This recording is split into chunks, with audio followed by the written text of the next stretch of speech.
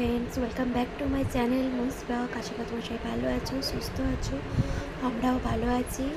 আর আজ হচ্ছে অক্ষয় তৃতীয়া, তো তোমাদের সকলকে অক্ষয় তৃতীয়ার শুভেচ্ছা জানিয়ে আজকের ব্লগটা স্টার্ট করছি। আজকে ঘুম থেকে উঠেছি অনেকটা ভোর, এখন ঘড়িতে বাজছে আর 4:15 কি 17। যাই হোক, তো উঠে দেখলাম যে বাইরে এখন পুরোপুরি অন্ধকার। এখন ঘড়িতে বাজছিল হচ্ছে 4:25, মানে আমি ঘুম থেকে উঠেছি 4:17। উঠে মুখ টুক ধুয়ে শোভাতে বসলাম আর কি। যাই হোক, চলো এখন থেকে ব্লগটা স্টার্ট করছি। জানলার কাঁচ দিয়ে দেখতেই পাচ্ছ এখন বাইরে পুরো ভুটভুটে অন্ধকার। এখন আজকের মানে বুঝলাম যে মোটামুটি ভোর হচ্ছে 4:40 থেকে 45-এ একটু একটু করে আলোটা ফোটে। যাই হোক, আজকে তাড়াতাড়ি ওঠার একটাই কারণ, আজ হচ্ছে অক্ষয় তৃতীয়া। আর প্রভুরা বলে যে আজকের দিনে যা কিছু কাজ করা হয় কিনা সেটা শুভ হয়ে থাকে, সেটা ভালো কাজ হোক বা খারাপ কাজ হোক, সমস্ত কিছু অক্ষয় হিসাবে রয়ে যায়। আর আজকে মানে অক্ষয় তৃতীয়ার দিনে বিশেষ মাহাত্ম্য আছে, মানে অনেক কিছু ঘটেছিল, তার মধ্যে কয়েকটা বলি। এই অক্ষয় তৃতীয়ার দিনে ভগবান বিষ্ণুর অবতার পরশুরামের আবির্ভাব হয়েছিল, মা গঙ্গার আবির্ভাব হয়েছিল। তারপর আজকের দিনে ব্যাসদেব মহাভারত রচনা শুরু করেছিলেন। বৈশাখ মাস যেহেতু এত গরম, তাই আজকের দিন থেকে পুরো এক মাস জুড়ে ভগবানের সারা শরীরে চন্দন লেপন শুরু হয়, চন্দন উৎসব হয় আজকের দিন থেকে। তারপরে কেদারনাথ, বদ্রীনাথ সবার জন্য আজকের দিন থেকে দরজা খুলে দেওয়া হয়। তো আমি যতগুলো জানি সেগুলো তোমাদের সাথে শেয়ার করলাম। যাই হোক, তো আজকের দিনটাকে তো কোনোভাবে মিস করা যায় না, ওই জন্যই ভোর উঠে কাজটা সেরে বসেছিলাম হচ্ছে এখানে মায়াপুরের মঙ্গল আরতি হচ্ছিল, সেইটাই দর্শন করলাম। তো তোমরাও একটু দর্শন করো আমার সাথে।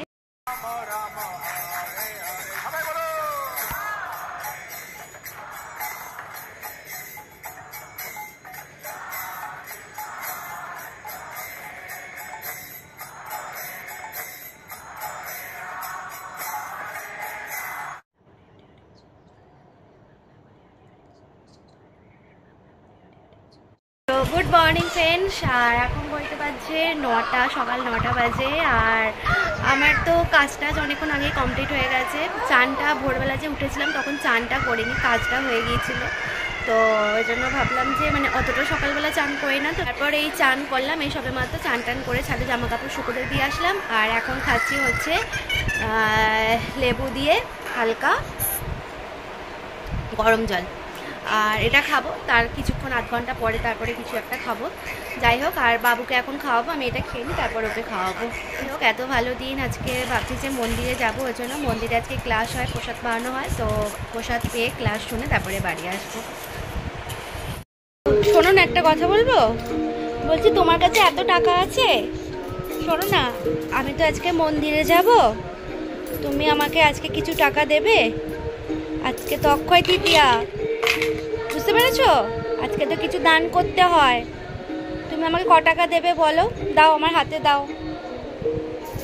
দাও। ক টাকা? 5 টাকা? আর দেবে না? দাও দাও, কিছু টাকা দাও, আমি মন্দিরে দেব, মন্দিরে দেব। হ্যাঁ, আজকে মন্দিরে যাব তো। এটা নয়, এটা আমি নেব না, 2 টাকা।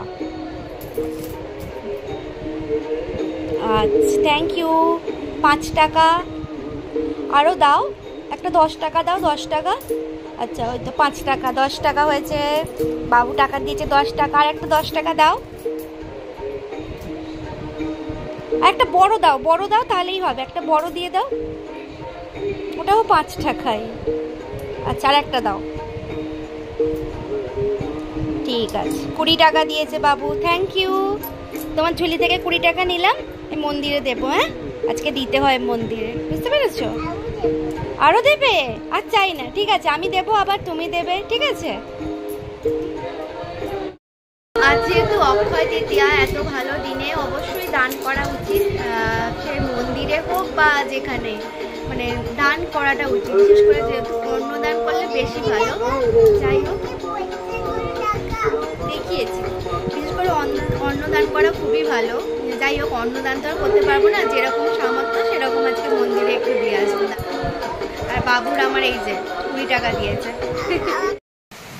তো এই যে বাইরে শুরু হয়ে গেছে বৃষ্টি, কী করে মন্দিরে যাবো ভাবছি।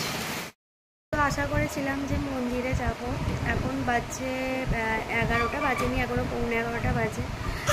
ভেবেছি 12টার সময় যাব। এবার দেখা যায় যদি বৃষ্টি থামে তবে যেতে পারবো, নয়তো আর যাওয়াই হবে না। আর বৃষ্টি যতটা না হচ্ছে তার থেকে বেশি আকাশ ডাকছে, বিদ্যুৎ চমকাচ্ছে। ম্যাডামের এখানে চান হয়ে গেছে, তাই তো? এবার নিচে গিয়ে ভাতটা খাইয়ে দিই। আর গিয়ে বাবা কি জোরে জোরে আকাশ ডাকছে। আমি আজকে কি করে মন্দিরে যাব বাবু? আজকে আর মনে যাওয়া হবে না, ভগবান চাইছে না আজকে যাই। এখন বৃষ্টি থেমে গেছে, এবার আমি বের। চলো।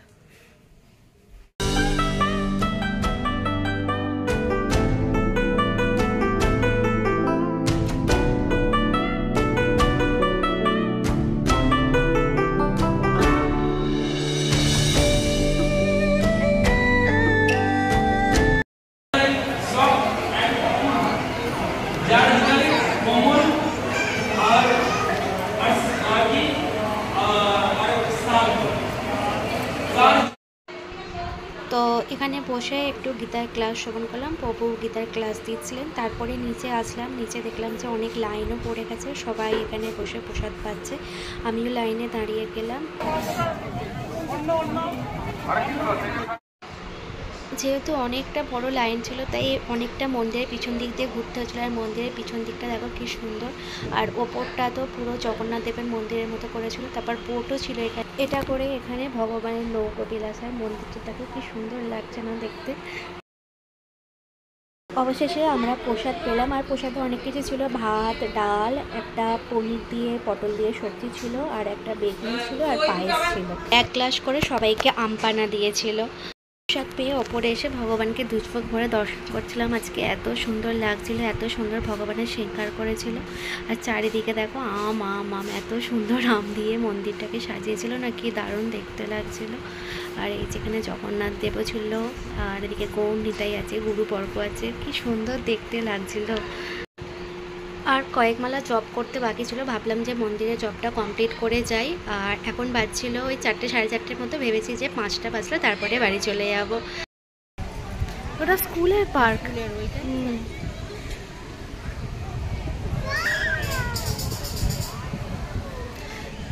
আমাদের এখানে ডুন টেকনো স্কুল আছে, সেই স্কুলের পার্ক।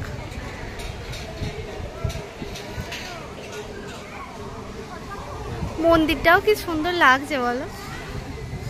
সবার প্রসাদ পাওয়া হয়ে গেছে, গুটিয়ে দিচ্ছে।